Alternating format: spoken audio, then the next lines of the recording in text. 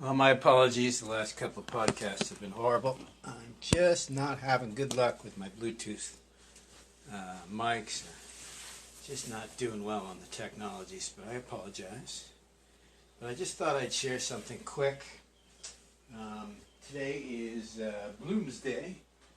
It's the day that James Joyce's Ulysses is set. Almost said Odysseus. And I was just listening to one of the great courses yesterday. And I was just re-listening to a couple of the sections.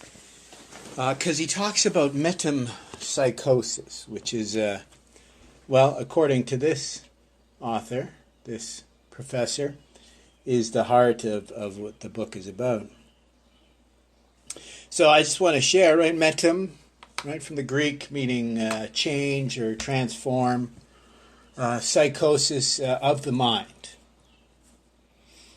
And the reason why I'm sharing this is because I think this particular professor was incorrect in the deeper meaning of what Joyce meant by metempsychosis, but more importantly, I think he was actually correct when he said that the work is so infused with little mysteries and little Easter eggs that it may be generations before we, if ever, open up all of the meaning. But just keep it simple, right? I really do recommend James Joyce's Ulysses. A funny story that I tell is I think one of the best productions was the RTE production. I can't remember when it was. It was a few years ago. That's Radio Television Éireann from Ireland, their national network. They did a dramatic reading, which was kind of awesome. They did it in a pub, which was kind of cool. But what was better about it is chapter by chapter, you can get a little behind the scenes, a little insight, a little scholarly, what would you call it?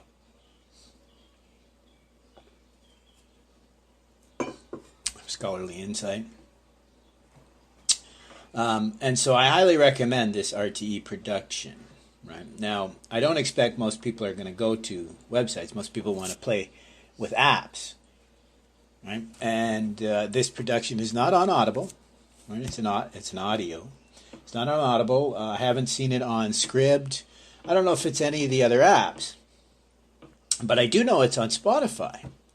And the reason why I know that is before I got lucky enough to be able to subscribe to some of these paid-for apps to stream the audiobooks, I was using LibriVox and early on Spotify because I found out, hey, there's some half-decent stuff on here besides some of the mindless. Well, I'm kidding. I'm just kidding. So what I discovered is there was some excellent educational resources available on Spotify, not just music or podcasts. And the reason why I hesitate is because some podcasts are excellent, very educational. So I'm being silly. What I meant to say is, you could use Spotify for education. It's not just for mindless, music or what you would think would be your run-of-the-mill podcast. And the reason why I mention this is the anecdotal story that I want to tell.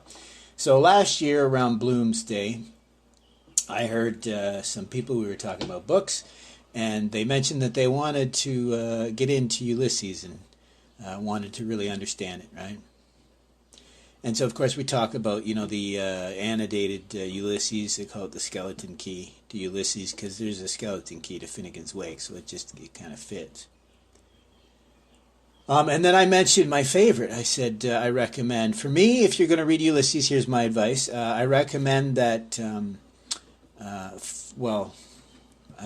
going to have to read it, obviously.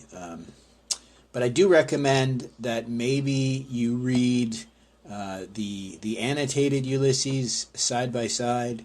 What I actually recommend, believe it or not, is listen to the audiobook because it's meant to be heard.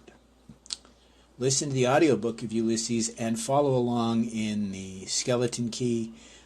Maybe best yet would be to listen follow along in the text with, and like what I do, I do a lot of bookmarks. I back up, 20 seconds, 30 seconds, depending on the app. I haven't set them all the same. Some of them are 20, some of them are 30. I know I'm silly. I'm terrible at this app stuff. Yeah. I recommend you listen to, obviously, in this case, a dramatic reading, only because you want this said with feeling, and you want it to be read by someone who isn't terribly monotone, right? Follow along in the book. Maybe do that first. That way you can go back through it. Like I said, maybe you could just listen to the audiobook or a dramatic reading, and you can follow along in the annotated Ulysses. Because the first time through, I think of it like music, right? The first time you hear a new song, you're not sure. But it's not till you listen to it a couple times that you may realize that you really, really love this song. Right? Not many people remember this. Right? The first time you heard your favorite song, you probably weren't sure whether you really liked it. So Mortimer Alder talked about this. Harold Bloom said the same thing.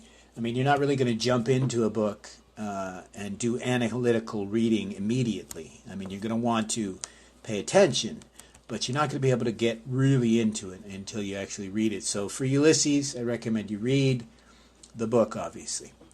Recommend you either read it out loud yourself or with others. Listen to a dramatic reading and follow along in the book.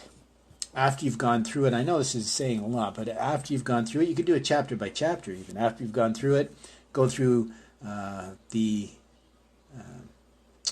annotated. And I may get criticism saying, oh my God, who's got the time for that? But think about it. If you were to stop the first time going through, if you were to stop every time you need to look something up or you need to rewind, I think you'll actually find that you spend less time. If you go through it once, you listen, you get a feel, you'll pick up on certain things, you'll make some mental notes, maybe even some bookmarks, which you can use later. Following along in the text, you can even mark down certain areas that you want to pay attention to when you go back through and look through the annotated Ulysses, right? Because technically you can go through it a little faster. So last year I recommended this, right? And I recommended the RTE production because, like I said, it's so well done, the dramatic reading. Then they spend, for each chapter, they go through and talk about, the stories, the histories, And I think it's fabulous, absolutely fabulous. And so I recommended this last year and to the group of readers. And I also happened to mention that it was on Spotify. And so everything that we talked about was completely forgotten. The fact that we were talking about Ulysses, talking about James Joyce, talking about understanding a little bit better and the best practices to read. All of that was forgotten because, I guess I shouldn't have mentioned this app whose name shall not be mentioned, Spotify. No, we don't use Spotify. And so I completely ignored, they rolled on and started talking about something else, completely ignored the fact that I said, well, you could go to RTE directly if you so choose. But they didn't stop to think, well, wait a minute, why would this gentleman be recommending Spotify? I guess they automatically assumed I was a far right actor. And so I laugh, because that's what metempsychosis means. It's meant not so much as they often talk about this transmigration of the soul, right? Going back to the Greek, this ancient idea. I think if you look, and here's another mistake that the professor made. He said that he didn't learn much Greek in school, but he would learn Latin, right, in this Jesuit school. But that forgets the fact, and this also happened in this little group, because I mentioned, well, he did know Greek. Well, see, they're going by what, maybe this person did, listen to this course and made the assumption that because he didn't take Greek in school, James Joyce, that he never learned Greek. Well, I'm sorry. If you've listened to the story, you've heard that he also learned to be able to read and write some Norwegian so that he could correspond with Henrik Ibsen. So don't you think it's possible that this man learned some Greek? And I got to tell you, if he became an expert in Latin, it wouldn't have been that hard for him to begin to become proficient in Latin and Greek, both, sorry. And so what I mean by that is metempsychosis, yes, it means transmigration of the soul. It means reincarnation, kind of in a Greek sense. But it means more than that, because metem and psychosis, as I said, metem is change, it's the growth, transformation, psychosis of the mind, of the psyche, of the spirit, of the soul, of the being, of the person. And the reason why I say that it's not simply reincarnation, it's actually growth, it's transformation, it's evolution of the self, of the being, of our understanding. Right? As I've said before, Wissenschaft in German is science, but it's closer to the actual meaning if you go back to Latin. The idea of coming to understand a system, like Lucretius's rerum natura, I argue, is the same idea as science. Coming to understand the nature of physics, all that that may entail.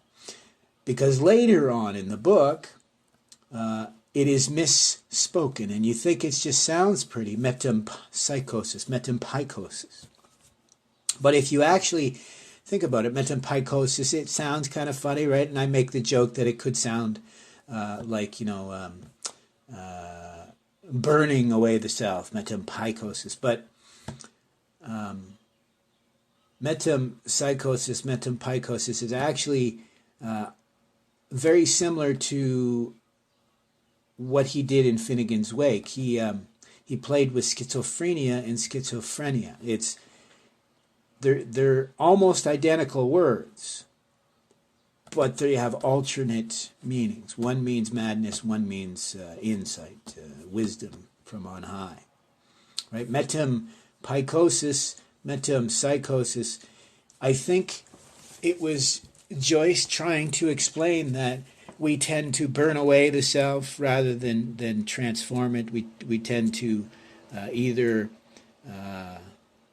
wrap ourselves in our identity of the self rather than understand the true nature of what existence and identity is. I mean, just simply, the professor hit on it when he talked about Bloom's identity and how he didn't feel like he fit in, right, because of his background. Right, he was Jewish, but not. I mean, and it was missed by the professor. He talked about how his father was born Jewish. That means his mother was Jewish. But he wasn't a practicing Jew and arguably gave up and supposedly became a Protestant so he could marry a Catholic lady, which there's no issue with. But I've talked about this disenfranchisement from your identity, from who you are, understanding that you are just like internal family systems, but not in the weird way where they seem to try to make your previous experience into individual identities. But no, we are the vicissitudes of our experience, the good and bad both that we go through, mostly bad, depending on the definition you want to look into there, right? Suffering, dukkha in Sanskrit. Vicissitudes means the challenging things we go to.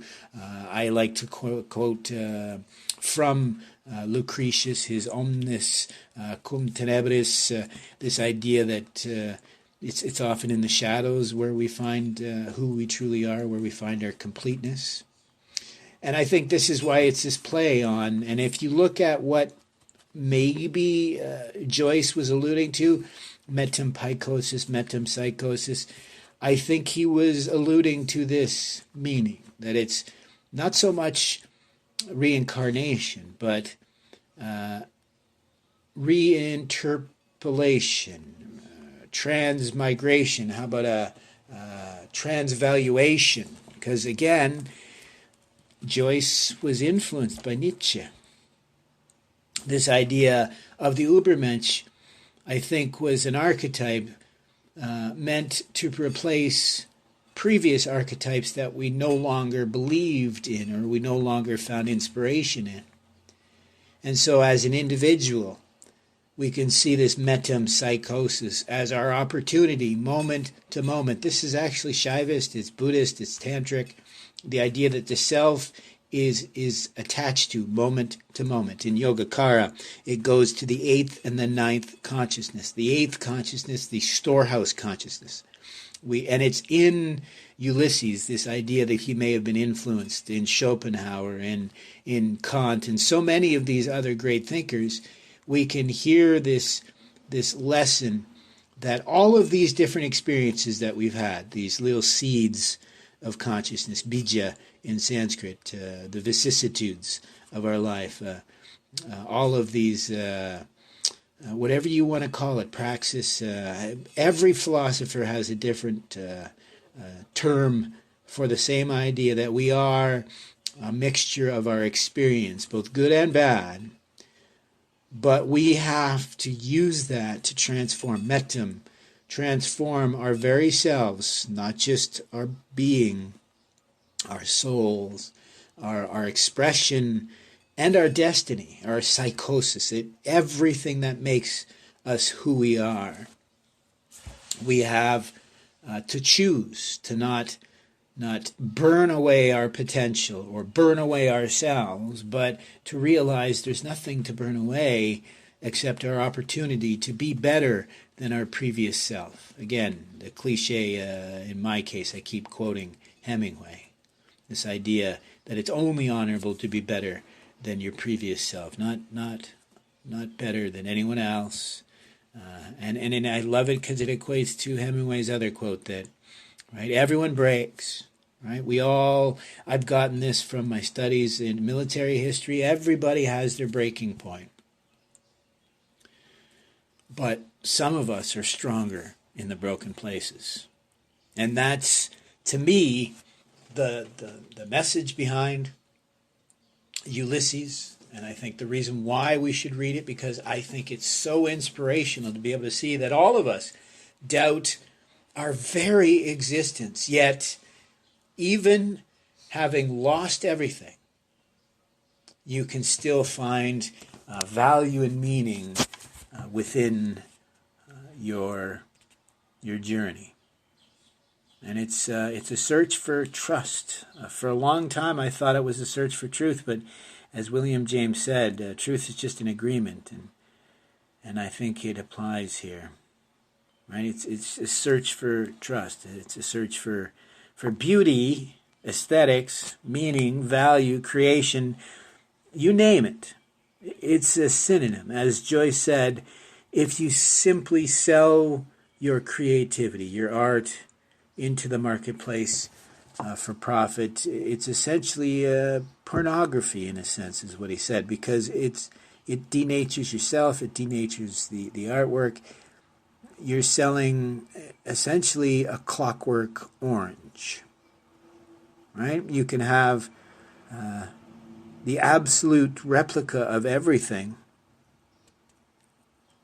but be missing the most important aspect. And in a clockwork orange, it would be, well, the orange. Everything that makes an orange cannot be replicated. Everything essential, besides the visual aesthetics, everything essential, even the smell, the terpenes, are near impossible for us to duplicate. Never mind as a clockwork orange. But this is the same idea. We can't manufacture our meaning, our value, our creation. The only person that can do that is us. As Nietzsche called us, we are the evaluators. And what that means is we have to value not just ourselves and our experience and our others, everyone else. This is nothing new. It's not just Martin Buber. He's just the one that's most, clearly and confidently expressed this idea. But it goes back to the Upanishads. It goes back to the Mahabharata. It's in the Chinese Book of Change, the I Ching. This lesson that we have an opportunity again and again and again. And in so many of us, we forgo. You want to call it free will. You want to call it passion. It doesn't matter.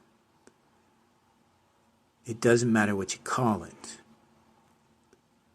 It just matters that it matters to you without it impinging on anyone else's search for what matters to them.